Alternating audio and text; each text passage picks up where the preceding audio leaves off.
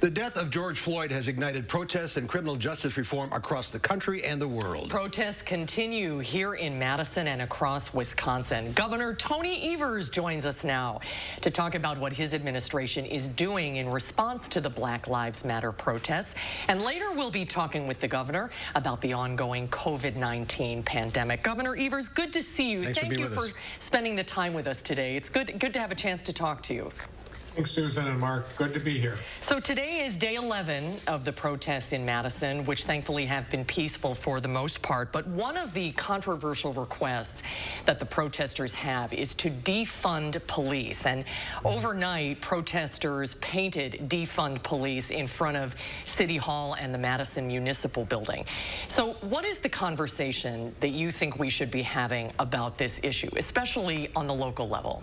Yeah, that's a great question, Susan, because there's probably as many definitions of defund the police as there are people that say those three words.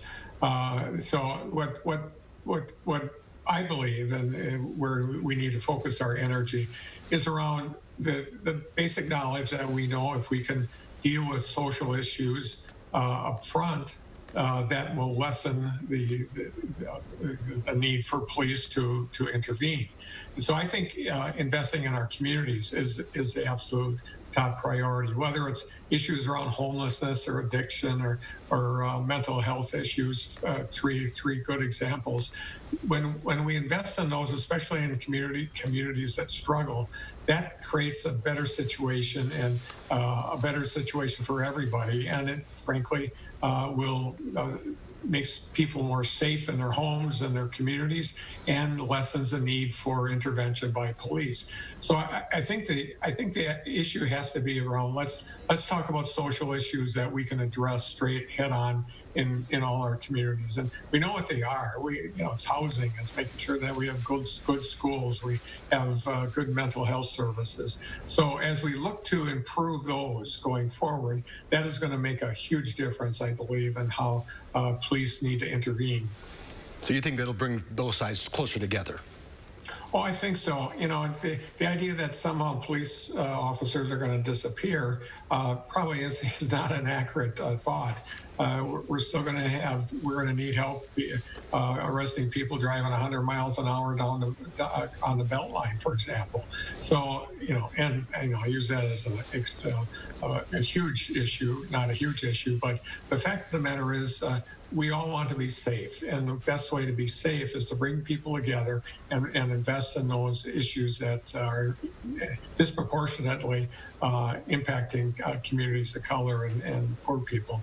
Some of the protesters want you to declare racism a statewide emergency, which is something that as governor you have the power to do. You could issue an executive order.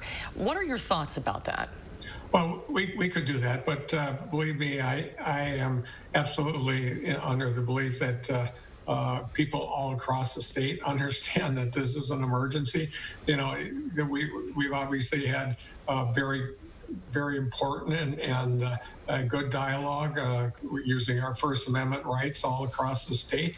When we have people in Rhinelander and people in Milwaukee and people in Toma and Kiel, all across the state raising these issues, we get it. It's an emergency, and so therefore we need to move forward. I'm not sure saying the obvious is going to necessarily create more of an impetus. Frankly, I think I've never witnessed this in my lifetime enough. That the impetus is already there.